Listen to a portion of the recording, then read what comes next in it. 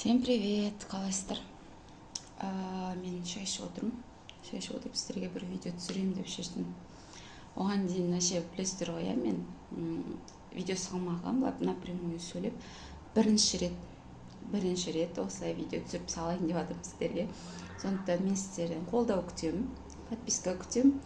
И дұрыс емес жерім болса, тоже жазып кетіңіздер. Может, мен дұрыс ойламайтын шығармын, например, әркім әртүрлі ойлайды ғой, әркімнің ойы әртүрлі.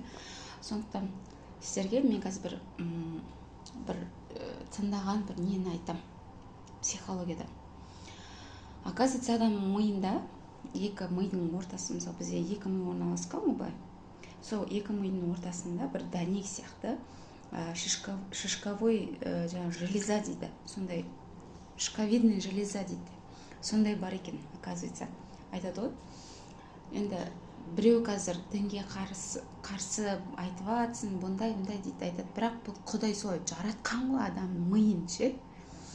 Жаңа айтады ғой, үшінші көз дейді. Мысалы, адамның үшінші какой-то бір чувствительность дейді ғой.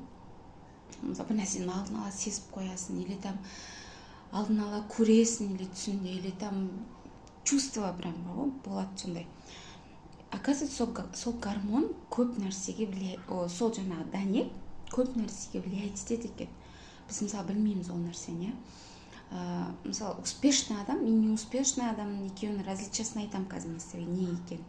Оказывается, успешный адам уақытылы ұйықтайды, уақытылы тұрады, жаңағы соткада не отырмайды көп та. Мысалы, отырса да какой-то өзінің бір уақыттары бар. Например, ол түнде жатар кезде сотка шұқып жатпайды, біреудің историясын қарап атпайды, или там задним числомен өмір сүрмейді, или передним числомен өмір сүрмейді, ол моменте өмір сүреді, да? Ал не успешный адамды алсақ, например, ол сотка шұқылайды, ол уақытылы жатпайды, уақытылы жаңағыдай, оказывается, жаңағы ол жаңағы дәнек не бөледі? Мелатонин бөледі екен, радость, сондай жаңағыдай адамның гормонын реттейді екен.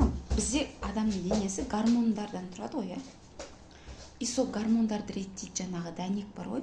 Мелатонин бөледі, жаңағыдай басқа да гормондарды бөледі. И соны, мысалы, біз жарықта ұйықтау мүмкінбіз, сотка шұқылап ұйықтау мүмкінбіз, оның барлығы дұрыс емес.